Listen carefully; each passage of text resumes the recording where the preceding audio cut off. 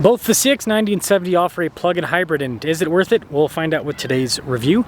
The Orem Mazda here in Orem, Utah is providing us with this 90 hybrid. I'll include a link to their website in the description down below. Let's get into it.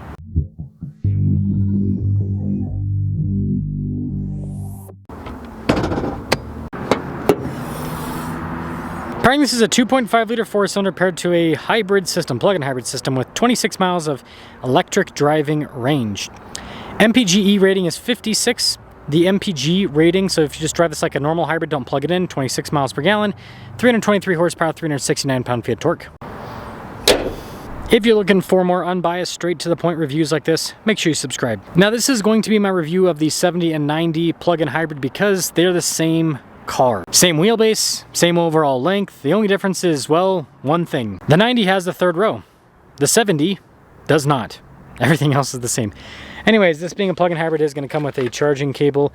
Interestingly enough, we do get upgraded inverters, 1500 watt. This is one of the nice things about doing a hybrid system is you can provide more power with the outlets. And then on the passenger side, you've got the charge port because it's a plug-in hybrid. It doesn't look like this one has fast charging, just has the top prong. Bottom one has a little kind of thing over it. So, yeah, but not a big deal. I mean, it's not a huge battery pack, so. Now that's going to sum things up for the exterior. Again, this is more of a review of the hybrid rather than the whole vehicle itself. But we can touch base with a few items. The 90 here has sunshades for the rear passengers. Nice materials throughout. You can see the fancy trim. This one has heated seats in the back as well. And if we actually take a look up front, keyless entry, by the way, you've got more fancy pants trim on the door panel. Again, with the seats, and everything's gonna be a carryover. You got like memory seats with this, getting in, all that's the same.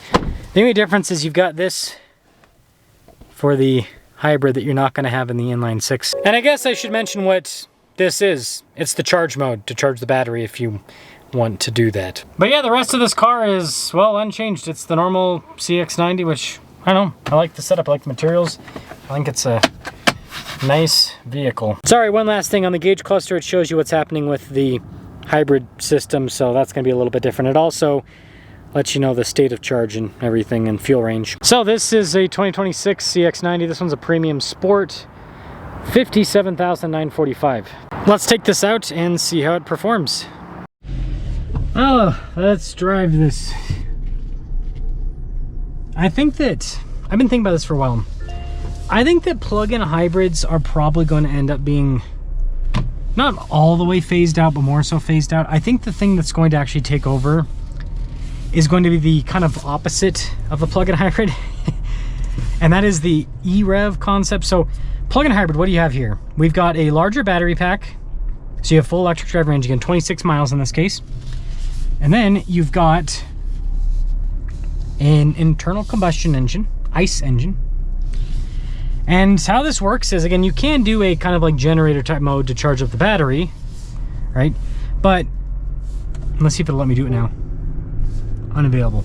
Anyways, but what typically happens is you charge it up, you plug it in, charge it up, you drive on full electric, and then once the full electric runs out, then you just drive it like a regular hybrid. And you charge it as much as you can. That'll get you the best fuel economy. And so what you'll see is you'll either be driving a fully electric powertrain or you'll be driving a hybrid powertrain where you'll get some, like what we're doing right now. This is hybrid, where we will get some electric boost. Now the downside of plug-in hybrids, right? The upside is charging it up. Range means that you get to save on gas and everything. The downside is the drivability. It's not smooth. There is not a single plug-in hybrid on the market that has a smooth acceleration. All of them are kind of choppy, especially when you go from EV mode to hybrid mode. The engine has to kick on, and you know, transmission's got to get into gear, and it's just, you know, for what it is, they've got it more seamless. Man, that is impatience if I've ever seen it. Couldn't wait 2 seconds, not even 2 seconds, 1 second for them to turn.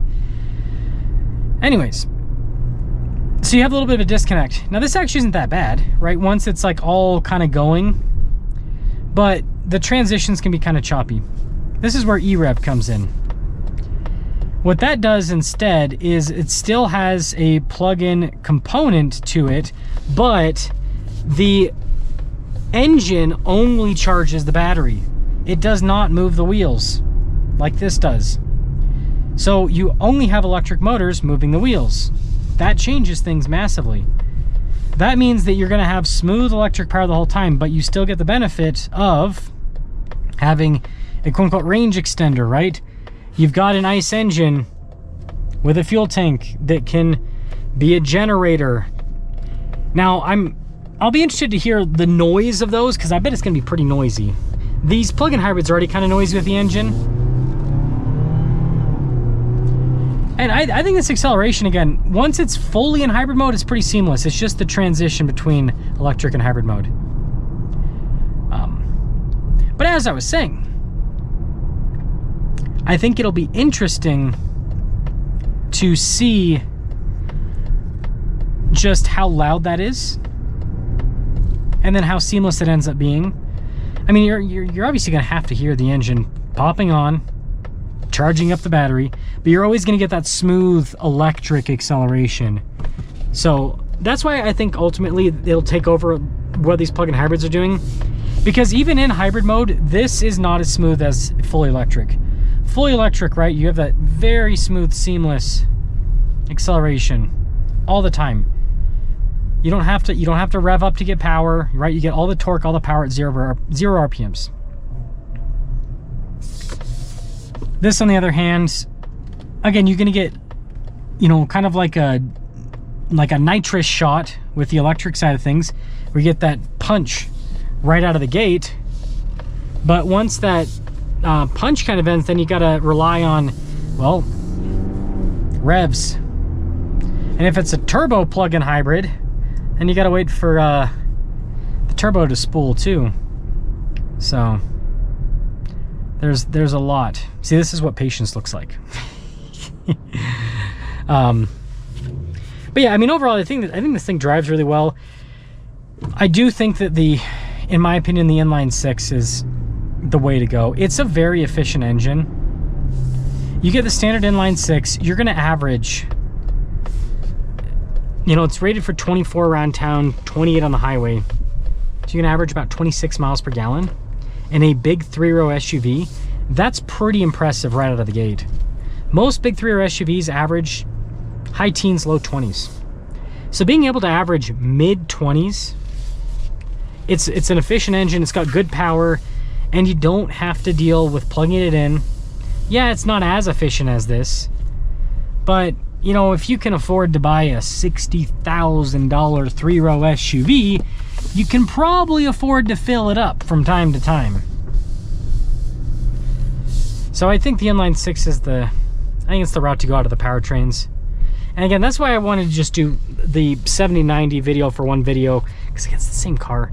And I don't know if this is true, but some people told me that they might get rid of the 70. Again, it was one of the most, like, they should have done what Lexus did with the LX. They didn't make a standalone model for the LX that has no third row. They just have it as an option. So like my LX has no third row. It's not called something else, right? It's not the LX70, right? It's just an LX, and on the window sticker it has a third row delete option, where I get a credit because I have no third row. So that's what Mazda should do, instead of doing a 70 with the 90. And then really what the 70 should be is, well, we're talking about a bunch of stuff in this video. So hybrid, don't get it, get the inline six. And then 70 should be an off-roader from Mazda. It should be a shorter wheelbase, shorter overall length off-roader with an inline six turbo. If Mazda did that, they'd be printing money, but they'll never do it.